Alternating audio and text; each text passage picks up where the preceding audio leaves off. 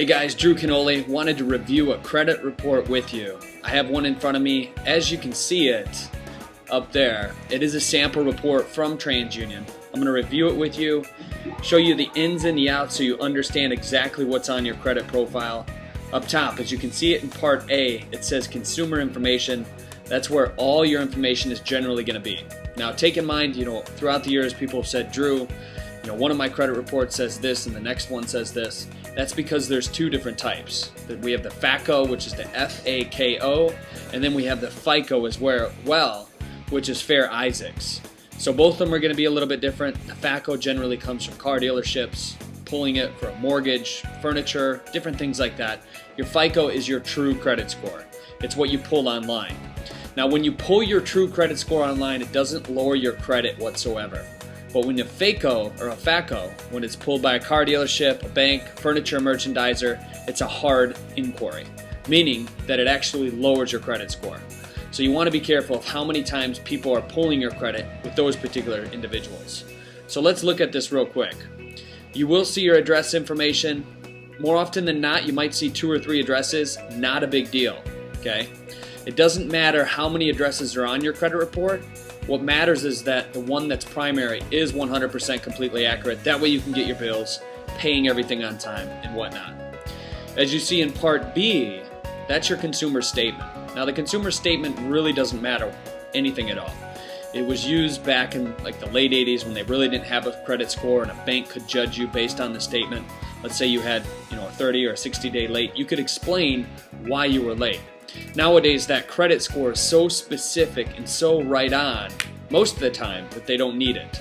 Now, where it comes into play and it's not right on is when you have anything that's derogatory, negative, inaccurate, misleading, unverifiable, questionable, different things of that nature. And that's what we're going to get in within the 57-day challenge. I'm going to teach you how to read your credit report thoroughly, how to get those negative items, and then how to pair them up using my letter matrix so that you understand exactly what needs to be removed to give you the biggest impact. Summary information, this is great.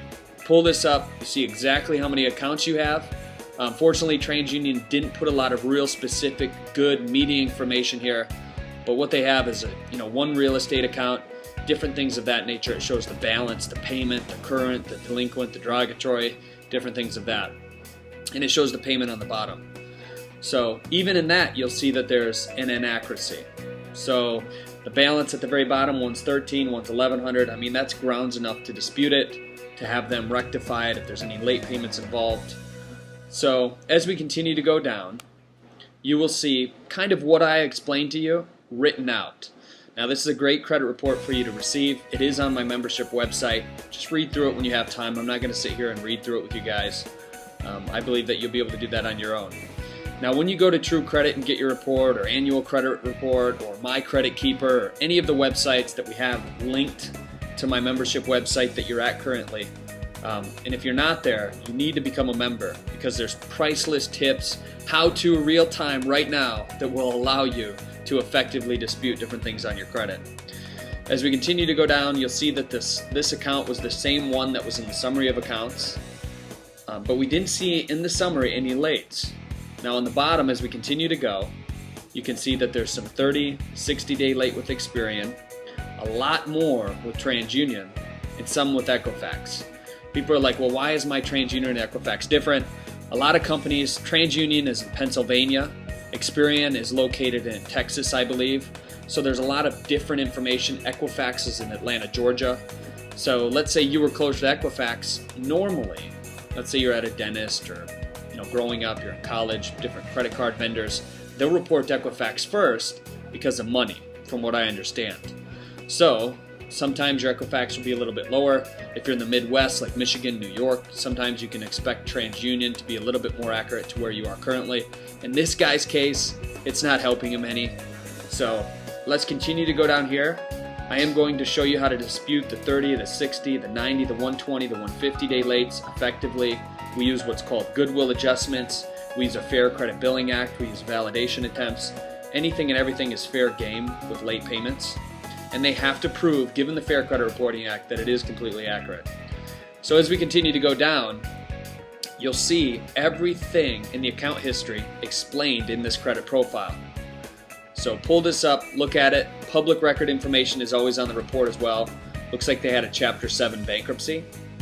Many people throughout the years have said, Drew, can you get a bankruptcy removed? Well, if it's 100% completely accurate, no, we can't get a bankruptcy removed. Now the example that I like to use is, let's say you're driving and you're doing 25 miles an hour over the speed limit and you get pulled over by a cop. Well, it's your right to hire an attorney to represent you in court. Now maybe the attorney can get less of a fine, there's different things that they can do. Your credit report is the courtroom. Everything on it has to be completely accurate. If it's not, then they have to fix it or remove it, and it's their responsibility. So let's continue to go down. There's inquiries. Every inquiry can lower your score 3 to 15 points, depending on how high your credit is right now. Let's say you get one hard pull, that could lower your score big time. So you want to watch inquiries, especially at banks where you're getting approved for a car. They may shotgun it to 15 different banks. All of a sudden, we've had clients over the years that have come in with a 678, and then within a 24-hour shopping extravaganza, their scores have dropped close to 70 points. And it's because they did that back-to-back. You are given a little bit of time to shop. There's a 14-day period when either you're shopping for a new car or you're shopping for a mortgage or anything like that during a 2-year time span. So for 14 days, you can go out and pull it as many times and it doesn't really affect your credit from what we've seen. But if you do it more than that, if you're an investor per se, you're constantly buying houses, you're doing different things of that nature, maybe you buy more than one vehicle in a 2-year time span, those things will start to add up. So you want to watch that. Creditor information. In my 57-day challenge to a 720 credit score, hopefully you've bought the book at this point. If you haven't, make sure you get a copy. But creditor information, this is where you get the information to put it on the envelope, to put it in your letter, your legal letter, whether it's a validation attempt, a litigious FCBA, a goodwill adjustment, different things of that nature. You're going to put the creditor contact information. We're going to teach you how to send it certified mail, so it's a lot more effective than just sending it into the bureaus. Like, all of these people will tell you, you know what, you can just dispute everything at the bureaus. Well, it doesn't fly. There's a lot more that you can do to efficiently remove these derogatory negative items. And like I just said, this reviews each thing, so make sure you pick up a copy of this report. It's been fun talking about it. This is my passion. I've been doing this for the past 5 years. I'm looking forward. If you're not already involved in our coaching program, I strongly suggest you get the 57-day challenge to a 720 credit score. You enroll as a member. Right now, it's absolutely free for your first month, and we're going to teach you priceless tips, real-time how-tos to effectively do this and get your financial future back on track. I look forward to talking to you soon. Have a great day.